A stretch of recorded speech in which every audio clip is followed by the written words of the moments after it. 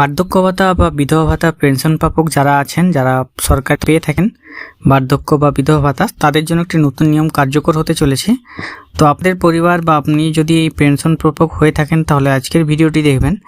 নতুন নিয়মে আপনারা হয়তো অনেকেই জানেন, আবার অনেকেই জানেন না। তো আজকের ভিডিওতে আমি সেটাই জানিয়ে দেবো, বার্ধক্য বা বিধবা ভাতার ক্ষেত্রে যে যারা পেনশন পেয়ে থাকেন, পেনশন প্রাপক হয়ে থাকেন, তাদের ক্ষেত্রে নতুন একটি নিয়ম এসছে, রাজ্য সরকার নিয়ে এসছে। সেই নিয়মটা আপনাকে আজকে জানতে হবে। চলুন ভিডিওটি শুরু করা যাক। আর বেঙ্গল সার্চ ইউটিউব চ্যানেলটিকে যদি সাবস্ক্রাইব না করে থাকেন তাহলে অবশ্যই চ্যানেলটিকে সাবস্ক্রাইব করে পাশে রাখা বেল নোটিফিকেশনটি অলে প্রেস করে দেবেন। ফেসবুক থেকে দেখলে আমাদের পেজটিকে অবশ্যই ফলো দিয়ে রাখবেন। বার্ধক্য বা বিধবা ভাতার ক্ষেত্রে অনেকেই বিভিন্ন জায়গায় আবেদন করে, কখনো দুয়ারে সরকার ক্যাম্প, কখনো বা আপনার পঞ্চায়েত বা ব্লক অফিস, পৌরসভাতে আপনারা অনেকেই আবেদন করেছেন। সেই আবেদনের পরিপ্রেক্ষিতে অনেকেই ভাতা পাচ্ছেন, আবার অনেকেই পাচ্ছেন না। তো এই ক্ষেত্রে যারা পেনশন প্রাপক, অর্থাৎ যারা ভাতাগুলো পাচ্ছেন, অনেকেই আছেন যারা কেন্দ্রীয় সরকারের পেনশন পান, কেন্দ্রীয় সরকারের পেনশন প্রাপক যেটা এনএসএপি পেনশন পান, আবার অনেকেই আছেন রাজ্য সরকার নিজস্ব স্কিমের মাধ্যমে পেনশন পেয়ে থাকেন। তো সেই সমস্ত বেনিফিশিয়ারিদের ক্ষেত্রে সবার ক্ষেত্রে নতুন একটি নিয়ম কার্যকর হচ্ছে। সেই নিয়ম আপনাকে আজকের ভিডিওতে আমি দেখিয়ে দিচ্ছি। রাজ্য সরকারের যে রয়েছে বার্ধক্য ভাতা, রাজ্য বা কেন্দ্রীয় সরকারের যে বার্ধক্য ভাতা পেনশন রয়েছে, সেখানে 60 থেকে 80 বছরের মধ্যে থাকা প্রবীণ উপভোক্তারা প্রতি মাসে 1000 টাকা করে পান।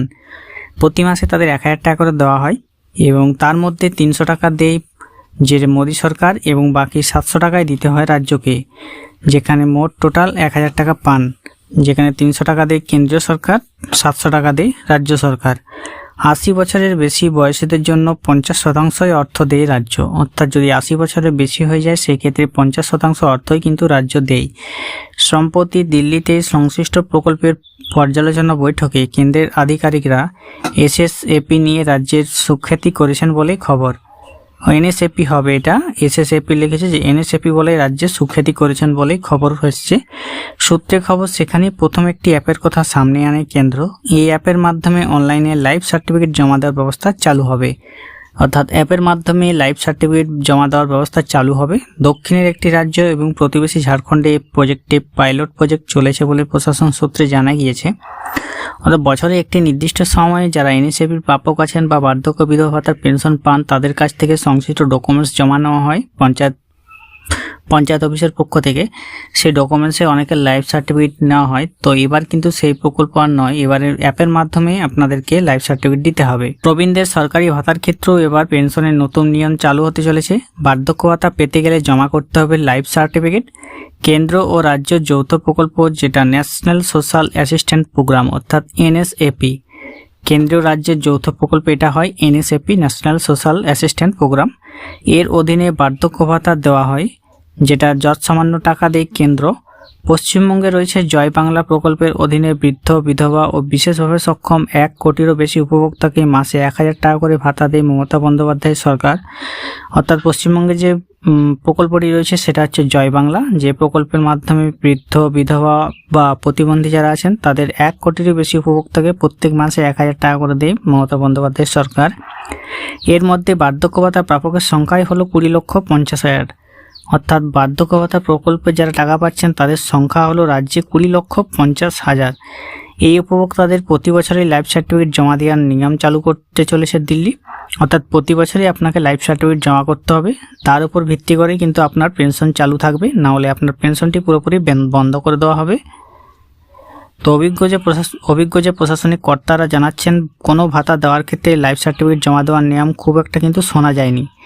অর্থাৎ এই যারা পেনশন পান, সরকারি চাকরি করার পর যারা পেনশন পান তাদের ক্ষেত্রে একমাত্র লাইফ সার্টিফিকেট জমা দেওয়া হয়, কিন্তু এবারে যারা বার্ধক্য ভাতা পান তাদের ক্ষেত্রেও লাইফ সার্টিফিকেট জমা দিতে হবে। সম্প্রতি একটি ভার্চুয়াল বৈঠকেও বিষয়টি উত্থাপিত হয়। শীঘ্রই গোটা দেশে এই নতুন নিয়ম চালু হতে পারে বলে মনে করা হচ্ছে। এনএসএপির আওতায় বাইরে সম্পূর্ণ নিজের খরচ অনেকটাই বার্ধক্য ভাতা দেয় রাজ্য, তাদের ক্ষেত্রে লাইফ সার্টিফিকেট জমা দেওয়ার কোনো বিষয় থাকছে না বলে খবর। অর্থাৎ রাজ্যের যে নিজস্ব পেনশন স্কিম রয়েছে সেখানে রাজ্যর কিন্তু লাইফ সার্টিফিকেট দিতে হবে না। যারা কেন্দ্র রাজ্য যৌথ প্রকল্প মিলিয়ে যে এনএসএপির ভাতা পান তাদের ক্ষেত্রে লাইফ সার্টিফিকেট দিতে হবে। বর্তমানে প্রতি বছর এনএসএফি প্রকল্পের আওতায় বার্ধক্য ভাতা প্রাপকদের বাড়ি গিয়ে যাচাই করতে হয়, অর্থাৎ বছরে একটি সময় আপনাদের বাড়ি গিয়ে আপনার ডকুমেন্টস সংগ্রহ করা হয়। গত বছরে বাংলায় নতুন করে 1,30,000 উপভোক্তাকে এই প্রকল্পের আওতায় আনা গিয়েছে। পশ্চিমবঙ্গ যাচাইয়ের কাজ ঠিকমতো করে না বলে কেন্দ্র দাবি করলেও দেখা যাচ্ছে অন্য একাধিক রাজ্যে একজন উপভোক্তার মৃত্যুর 7-8 মাস পরেও তার ব্যাঙ্ক অ্যাকাউন্টে মাসে মাসে বার্ধক্য ভাতার টাকা কিন্তু ঢোকা বন্ধ হয়নি। অর্থাৎ পশ্চিমবঙ্গতে কিন্তু এই কাজটা সঠিকভাবে এগোচ্ছে। অন্য রাজ্যে যেখানে উপভোক্তার মৃত্যুর 7-8 মাস পরেও তার ব্যাঙ্ক অ্যাকাউন্টে এনএসএফির টাকা ঢুকে চলেছে। এই নয়া অবস্থায় নয়া নিয়মের জন্য ভালো খারাপ দুটি দিকেই রয়েছে বলে মনে করছে ওয়াকিবহাল মহল। ভালোর দিকটি হলো এর ফলে ভুলবশত টাকা অ্যাকাউন্টে যাওয়া বন্ধ হবে। আর সমস্যা হলো ফি বছর অনলাইনে লাইফ সার্টিফিকেট জমা দেওয়া বয়স্কদের জন্য বেশ ঝক্কির ব্যাপার। সেক্ষেত্রে কেন্দ্র রাজ্যকে কর্মী পাঠিয়ে প্রবীণদের সাহায্য করার নির্দেশ দিতে পারে মনে করছেন কেউ। অর্থাৎ এই যে নতুন নিয়মটি চালু করছে যেখানে লাইফ সার্টিফিকেট জমা দিতে হবে, সেটা হচ্ছে ভুলবশত কারো অ্যাকাউন্টে টাকা যাওয়া বন্ধ হবে। এবং যেটা সমস্যা হবে সেটা হচ্ছে যারা বয়স্ক আছে তারা কিন্তু অনলাইনে এই ব্যাপারটা জানেন না। বার্ধক্য ভাতা প্রকল্পে যে সমস্ত উপভোক্তা মাসে মাসে টাকা পান তারা এই দিকটা অবশ্যই দেখে নেবেন। যাদের লাইফ সার্টিফিকেট জমা না দিনে কিন্তু আপনার ভাতা পুরোপুরি বন্ধ হয়ে যাবে। নতুন নিয়মে অ্যাপ যখনই চালু হবে সে অ্যাপের বিষয়ে আমি অবশ্যই আপনাদেরকে জানিয়ে দেবো কীভাবে আপনারা অ্যাপ থেকে কাজটি করে নিতে পারবেন।